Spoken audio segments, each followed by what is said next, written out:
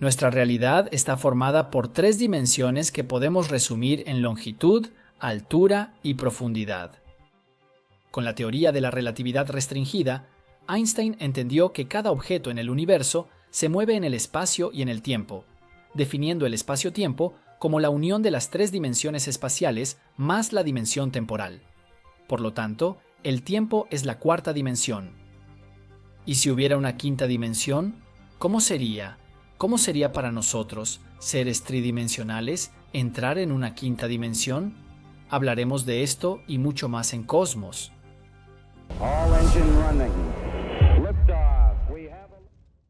Primero, a partir de ahora, llamaré a la quinta dimensión como la cuarta dimensión espacial, que sigue a las tres dimensiones espaciales conocidas. Entonces, la quinta dimensión es la cuarta dimensión espacial, ¿de acuerdo? Antes de hablar sobre la cuarta dimensión espacial, introducimos el concepto de dimensiones. Comenzamos considerando el punto. Este es el elemento más simple sin dimensiones. De hecho, no podemos medir su diámetro o su superficie. Es simplemente un punto infinitesimalmente pequeño. Si movemos el punto a lo largo de cualquier dirección, recorriendo una longitud unitaria, formaremos una dimensión. Para pasar a dos dimensiones, debemos trazar una segunda línea, siempre de longitud unitaria, ortogonal a la trazada previamente. Al mover la primera línea a lo largo de la segunda, formaremos un cuadrado, que es una superficie en dos dimensiones.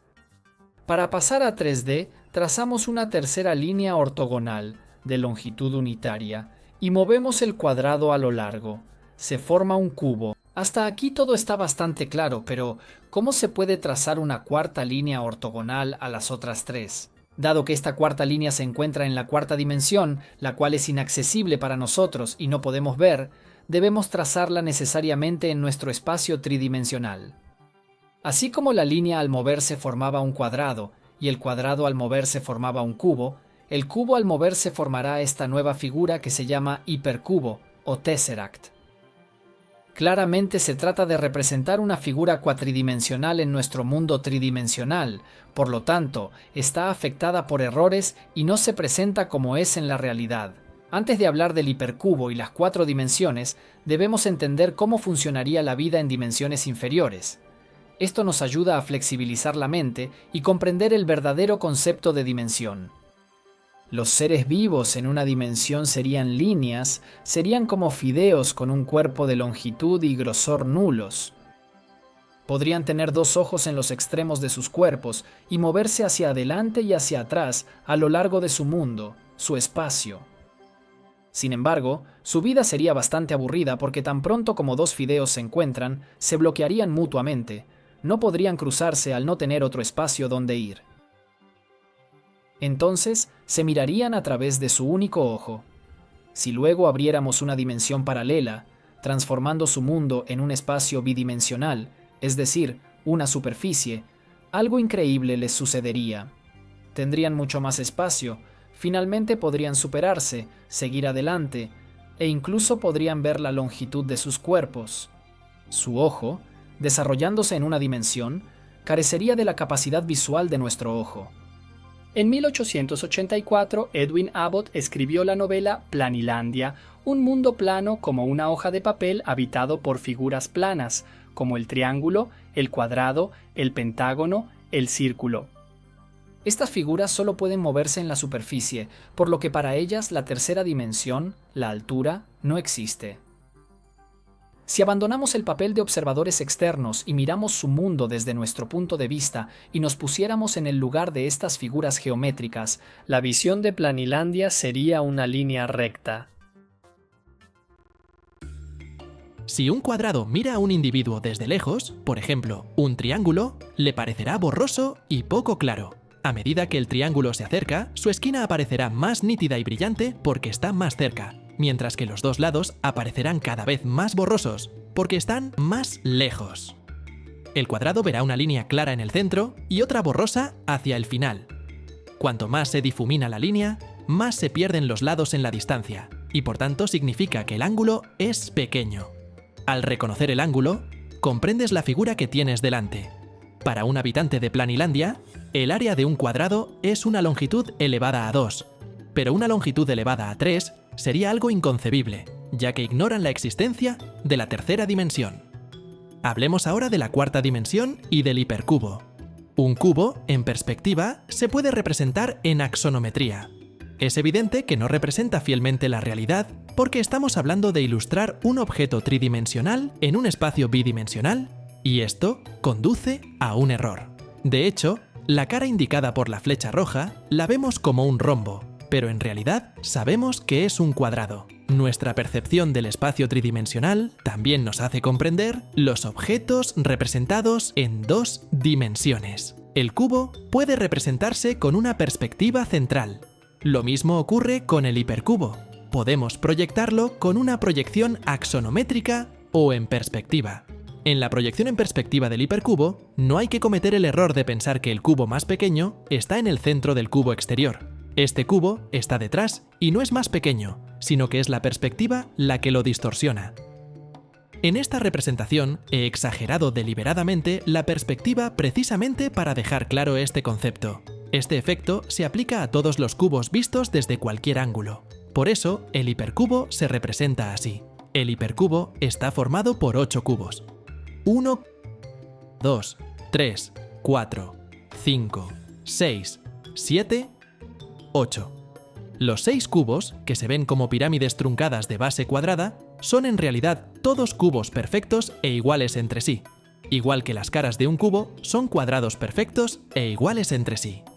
Al igual que la cara cuadrada de un cubo está conectada a las otras 4 caras a través de una línea, cada cubo del hipercubo está en contacto con los otros cubos a través de sus 6 caras. Por ejemplo, el cubo verde está en contacto con otros 6 cubos. 1, 2, 3, 4, 5, 6. Esto se aplica si eliges cualquier otro cubo. Un cubo en perspectiva no parece formado por cuadrados, pero al realizar varias rotaciones vemos que la cara ortogonal a nuestra vista se convierte en un cuadrado. Lo mismo ocurre con el hipercubo, que se mueve dando la impresión de voltearse como un calcetín, con una parte interna que sale y luego vuelve a entrar. Aquí, lo que están viendo es el hipercubo que gira sobre sí mismo, y lo que a nosotros nos parecen troncos de pirámide que cambian de forma, en la cuarta dimensión no están cambiando de forma. De hecho, son todos cubos perfectos e iguales entre sí. También hay otra manera de representar el hipercubo.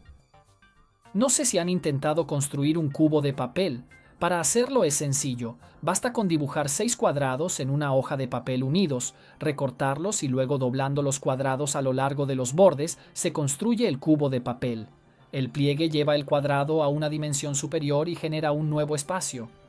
El despliegue del cubo en el plano sería una manera concreta de hacer imaginar a un habitante de Planilandia cómo estaría formado el cubo. Si el habitante de Planilandia viera el despliegue desde este lado, vería el cuadrado 1 en rojo, el cuadrado 2 en verde y el cuadrado 3 en rojo. Al doblar el cuadrado 1 por el borde, para el habitante de Planilandia habría desaparecido o entrado dentro del cuadrado 2, no teniendo otras dimensiones que visualizar. De hecho, estamos plegando el cuadrado a la tercera dimensión que él no puede ver. Percibiríamos el mismo efecto de interpenetración si plegáramos todos los demás cuadrados para formar el cubo. Al desplegar un hipercubo, podemos obtener una cruz formada por 8 cubos. Considere que el hipercubo se puede desplegar de 161 maneras diferentes. La cruz es solo una de ellas. Un ser de 4 dimensiones podría doblar los cubos a lo largo de los bordes y tendríamos la impresión de que los cubos se interpenetran entre sí. En realidad, todos van a pasar a la cuarta dimensión, y solo nos quedaría un cubo por ver. Recapitulando, no podemos ver el hipercubo porque se encuentra en la cuarta dimensión, inaccesible para nosotros, pero podemos representarlo en nuestro espacio tridimensional. El hipercubo está formado por 8 cubos todos iguales entre sí, y cada cubo está conectado a través de sus 6 caras a otros 6 cubos. Entonces, cubo del hipercubo está conectado a todos los cubos excepto a uno. El número de científicos que apoyan el concepto de la cuarta dimensión ha aumentado con los años. Desde que la cuarta dimensión se aceptó, influyó en la literatura, la filosofía y el arte. Hay una pintura de Salvador Dalí que representa a un Cristo crucificado en un hipercubo. Incluso Picasso, cuyos dibujos me resultaba difícil entender porque parecían realizados por un niño de primaria, de hecho, representaba a su sujeto no desde un solo punto de vista, sino desde múltiples puntos de vista combinados, en realidad. Por lo tanto, ya no existe el frente o el lado, sino que todos están presentes simultáneamente en la escena. Es como si sus pinturas hubieran sido hechas por un ser tetradimensional. Si pudiéramos acceder a la cuarta dimensión, se nos abriría un mundo extraordinario donde las leyes de la física se simplifican y sucederían cosas incomprensibles para nosotros. Todo lo que es imposible en la tercera dimensión se vuelve posible en la cuarta dimensión. Para hacer una analogía con Planilandia, supongamos que aprisionamos un círculo dentro de un cuadrado. El círculo no puede salir sin romper la pared, pero si lo lleváramos a la tercera dimensión, podríamos sacar el círculo sin haber tenido que destruir la pared. Lo mismo se aplica a nosotros cuando vamos a la cuarta dimensión.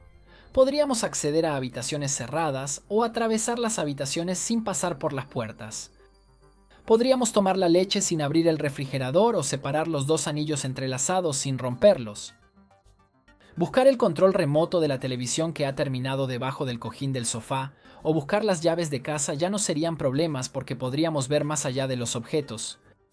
Y sé que esto resulta extraño, pero precisamente porque la cuarta dimensión no puede ser percibida por nosotros, todo esto nos parece incomprensible.